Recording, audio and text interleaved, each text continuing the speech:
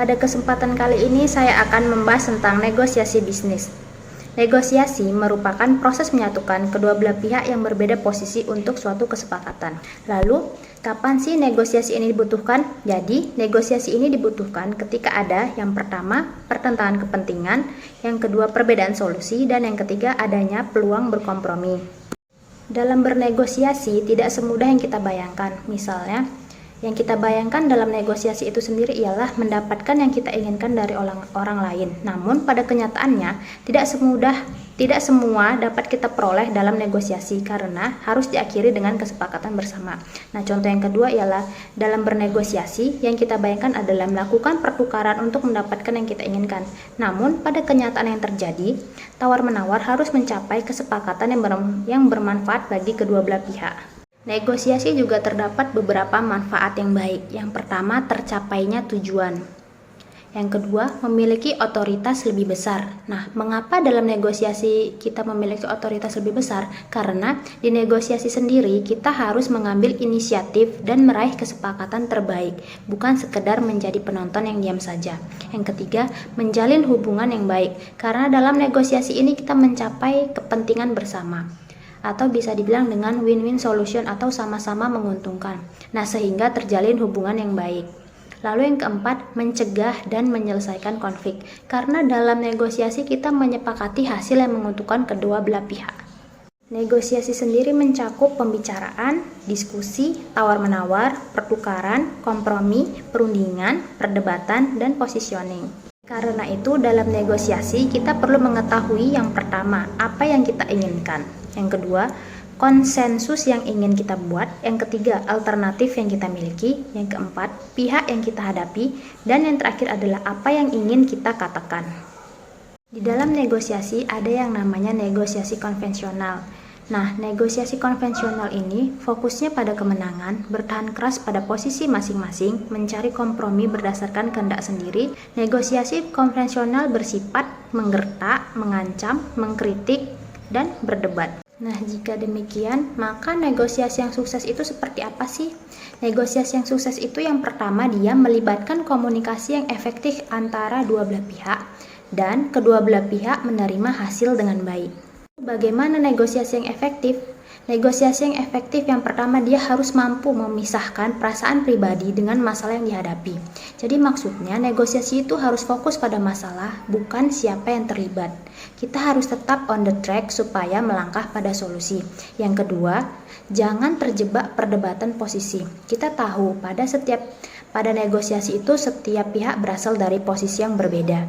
Yang penting kita berusaha menyelidiki motivasi, kepentingan, dan sasaran negosiasi agar dapat diambil kesepakatan. Kemudian yang ketiga, kita harus membuat beberapa alternatif sebelum membuat keputusan. Yang keempat, kesepakatan harus berdasarkan kriteria objektif. Kita harus melakukan cost and benefit analysis terhadap alternatif yang ada. Nah, di dalam negosiasi itu ada yang namanya negosiator. Yang pertama ialah konektor. Konektor ini berpenampilan tenang dan penuh perhatian. Tips untuk bernegosiasi dengan konektor ialah kita harus terbuka, jujur, mengawali dengan pembicaraan kecil. Mengawali dengan pembicaraan kecil ini maksudnya kita harus melakukan basa-basi dan tidak to the point. Yang kedua, networker. Networker ini pembawaannya senang, heboh, dan ramai. Tips untuk bernegosiasi dengan networker ialah jelaskan manfaat negosiasi yang dilakukan untuk dirinya dan perusahaannya.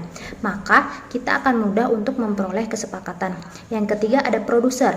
Tipe paling sulit dalam bernegosiasi karena produser ini mengutamakan deal dahulu.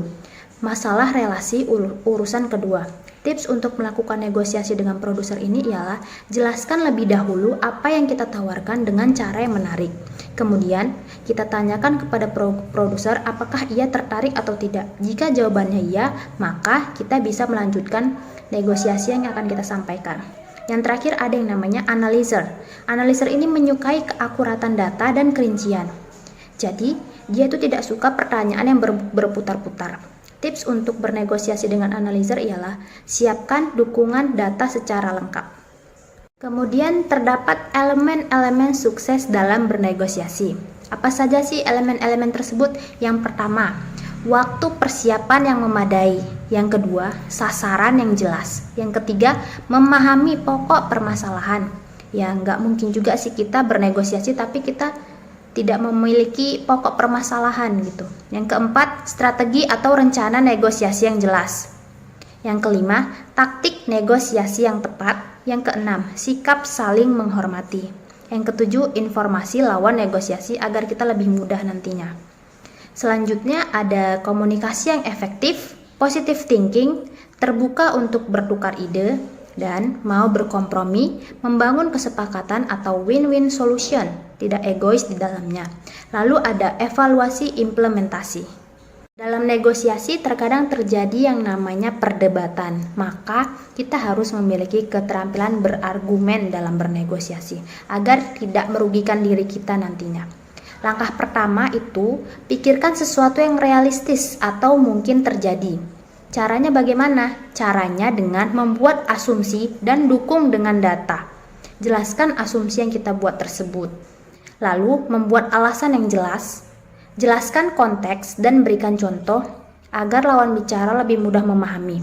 Kita juga perlu melakukan motivasi lain untuk menerima pandangan kita. Maksudnya itu kita harus memberi motivasi kepada orang lain agar dia tuh lebih mudah menerima pandangan dari kita. Lalu yang terakhir itu kita harus siap menerima perbaikan. Kedua, ketahui pikiran pihak lain dengan yang pertama, gunakan bahasa yang tidak agresif agar lawan bicara tetap nyaman. Yang kedua, terjemahkan alasan orang lain. Yang ketiga, tanyakan contoh agar kita lebih mudah memahami apa yang ia pikirkan. Lalu yang keempat, kita harus mengecek kembali diri kita. Apakah kita memahami apa yang kita dengar?